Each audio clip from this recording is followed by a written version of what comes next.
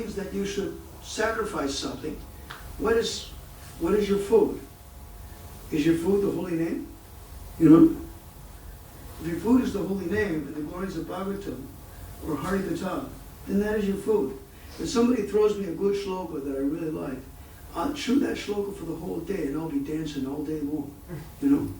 You can chew that shloka for days, you know? And digest it for days. You see? That really keeps you going. What is your food? What is your sustaining? What sustains you? Is food stuff sustaining your stupid body? Or what are you intellectually sustaining the soul with? You get some shloka about Krishna, you know, or some beautiful song about your Ishtadev.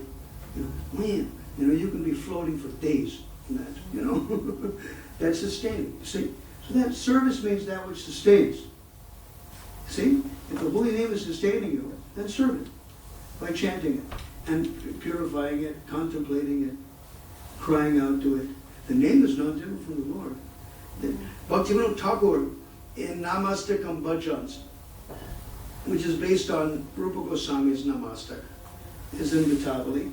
And in bhajan number 5, in bhajan number 6, excuse me, he's dealing exactly that they're external and internal. The holy name is external and internal. The form of Krishna and the name of Krishna. But of the two, Bhaktivinoda Thakur says, I consider the name to be more merciful. One may offend the form of Krishna, but if you have shelter of the name of Krishna, you cross over those offenses. He says. The name is even better. The name is available, and the Lord and his consort are non-different from their holy names. When you call their names, Narada Muni says, 1st Canto, chapter 6, verse 33, they come running on those names as if you call them to come. That's enlivening. They actually come running on those names as if you called them. When you call them, Narada Muni says, without any agenda, without any motivation but to please them, then they come running on those names as if you call them to come. Ahuta eva me sikrum darshayam yati chastasi. So satisfying. So, and it's satisfying. Now because in this material world, we're in forgetfulness of Krishna, and we're in separation from Krishna, there appears to be some separation. Therefore, Dake, you'll call again and again the name, and again they'll come running on those names that I never forgot you. So, it's an opportunity. Dake, Dake, Dake, Dake, Dake. Again, you're calling and calling and calling and calling. And then you're feeling, they're coming running on the names. Ooh, and it's nice. So call again. Yeah, you know. And every time you call them, they again come. And this makes the name very sweet. See? It makes the name very sweet. There's so many different aspects of serving the names, you know, to see.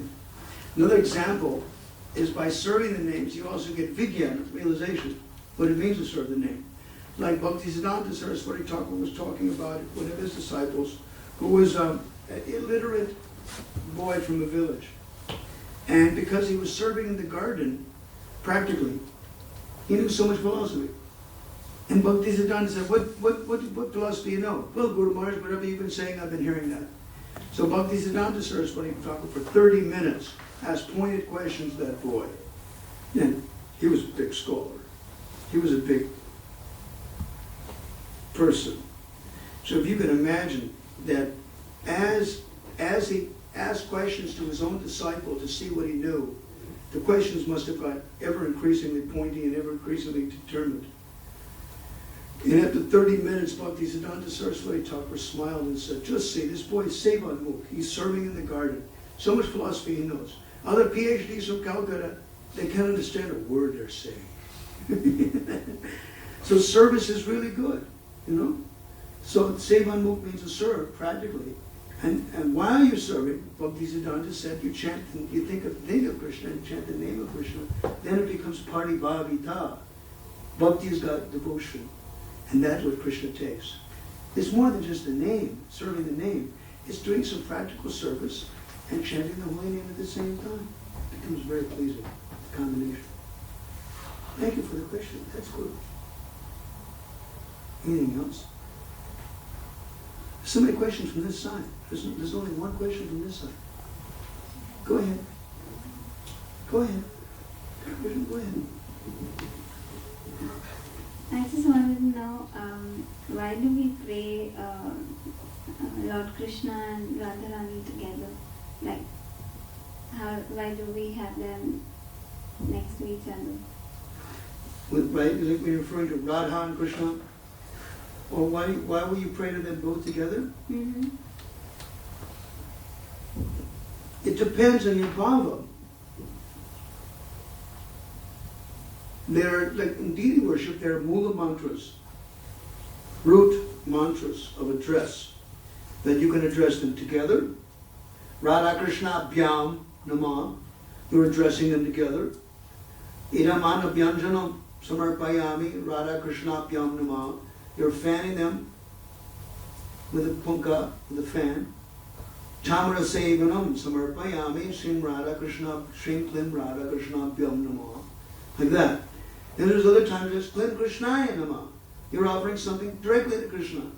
Srim Ram Radhikaya Nama. You're offering something to her. So you can address directly both of them, or you can address individually them. Why? If you have deities that are them, then you're approaching them. Now, if you're addressing both of them, then they're considered to be one unit. Huh? Just like this sloka in Radha Krishna Kusuma Keli Leela by Rupa Goswami, when there is a lover's quarrel between Krishna and Radha, typical stuff in the Shastra. Then Radharani says, how you say this forest of Vrindavan belongs to you? It belongs to Vrindadevi, she gave it to us. So how do you say it? Belongs to you. And Krishna says, Srimati Vrindadevi is more beautiful than many thousands of Lakshmis, is my chaste wife. If you don't believe it, you can ask her. The Dharma Shastras say that which belongs to the wife belongs to the husband. So when you say Vrinda, meaning multitude or forest, it means us two. Then Sriji goes, Vrinda, is this true? If this is true, if you're actually married to this fellow, then you would blush red and run away from here. You know? Evidently Radharani wanted to provoke Vrindadevi to say something heavy, you know? But Vrindadevi, she's very, very smart. She's very diplomatic. She's a lover of both of them. She's not going to do anything. She's not going to take one party over the other party. She's not about to do that. She says, oh Radha, the beauty of Vrindavan forest is an expansion of the beauty of your limbs. And she says in 2, 3, 4, 5 shlokas going forward. And Radharani completely forgot what she was saying. She forgot her anger completely. Very diplomatic, you know. Just completely just glorified Radharani, just faltered over, and Radharani completely forgot her anger. And evidently Vrindadevi understood that if I just say something very positive, and Radharani completely forget her anger. Yeah. Vrindadevi knows Radharani pretty good, you know, so it's like that. It also means, it's a fact, Krishna wouldn't have said it. Even in joke, Krishna's not going to say something that's not true. Even in a joke, Krishna's not going to say something that's not true. So, it is a fact that Vrindadevi is Krishna's wife. You know, it's a fact. Krishna said, if you don't believe me, because sometimes Krishna's not believed, you know. Krishna's a big liar after all, you know. The gopis said that, it just means that, then just go ahead and ask her. He said, you don't believe me, go ask her. You know, this is why Radharani did. But you know, sometimes Krishna lies, and sometimes Krishna will. So Radharani a million times, Vrinda, is this true? Krishna was asking Radharani, if you don't believe me, ask her. Oh, really? You know, Radharani wanted to ask Vrindadevi. You know, but it's very nice. I liked it. A, when you're at Krishna's camp, Krishna doesn't do anything wrong. 2, the shrine was glorifying Vrindadevi. 3, Brahma Vaivarta Purana does mention that Tulsi is the wife of Shalagram Shila. Krishna may not marry Vrindadevi in Vrindavan. It doesn't mean that in other capacities of serving Lord Vishnu, that she is not the wife of Lord Vishnu. You know? In other capacities she does. She's manifested as the Kali Mandaki river. She's manifested Tavaiva Murtis Tulasrini Loke. In the world of men, she's the Tulsi plant. Very powerful. Very interesting. If you don't believe me, because Krishna understands that Radha sometimes doesn't believe him, better ask her.